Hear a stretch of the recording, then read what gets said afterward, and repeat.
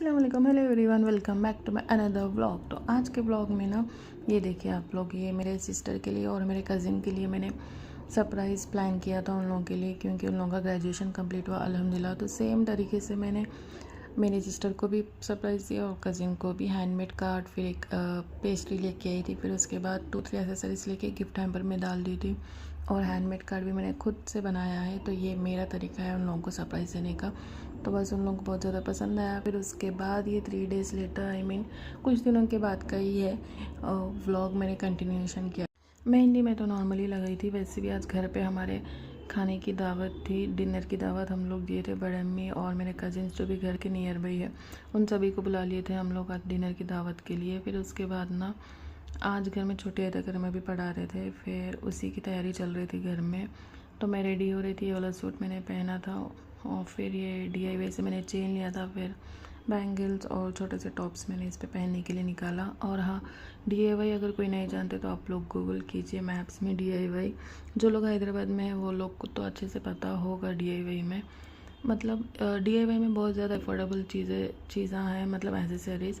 आप लोग किसी को भी गिफ्ट करना चाह रहे हैं, आपका बजट लो है, 200-300, फिर भी आप गिफ्ट देना चाह रहे हो तो DIY में बहुत ही ज़्यादा अफोर्डेबल चीज़ें हैं। तो आप लोग ज़रूर विज़िट कीजिए। DIY के ब्रांचेस भी बहुत ज़्यादा ओपन हो गए हैं हैदराबाद में, तो आप लोग विज़िट कीजिए। फिर ना खीर बन रही थी तो मैंने व्लॉग में ले लिया था। फिर उसके बाद ये देखिए मेरे भतीजे रेहान फैज़, आप लोग तो जानते हैं, पीछे मेरा भांजा है तैमूर। फिर ये लोग ना बहुत ज़्यादा लड़ रहे थे, बहुत ज़्यादा मस्ती करते हैं हमारे घर के बच्चे, मतलब हंगामा रहता है इन लोगों से, 5-6 बच्चों से एज। फिर उसके बाद में ना मैं व्लॉग में ले रही थी तो साइलेंट बैठ जा रहे थे, मगर नॉर्मली ये लोग फाइटिंग इच कर रहे थे। फिर उसके बाद में ना और क्या था, हम लोग आए थे घर में वगैरह सब पढ़ लिए थे। फिर उसके बाद डिनर का ही वक्त था। बस सब जो हम लोग ना घर पे नहीं बनाए थे बिरयानी, बाहर से ही हंडी मंगा लिए थे, तो बस उसी का इंतज़ार है।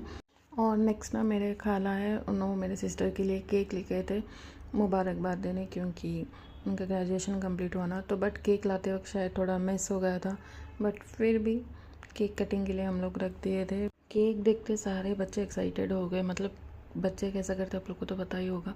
फिर उसके बाद ना मेरी सिस्टर, मेरे सारे घर के बच्चे मिलके केक कट करे। फिर उसके बाद मैंने, मेरे पप्पू आ गए थे, फिर ये भी मेरी भांजी है अमरीन। फिर उसके बाद ना हम लोग खाने का ही वेट कर रहे थे, मतलब हंडी आने का। फाइनली हंडी आ गई थी।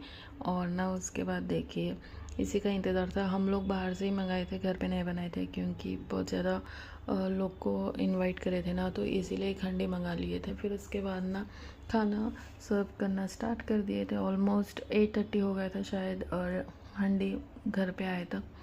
फिर नेक्स्ट सभी लोगों को खाना खिलाने के बाद सब लोग ऑलमोस्ट चले गए थे रिलेटिव्स।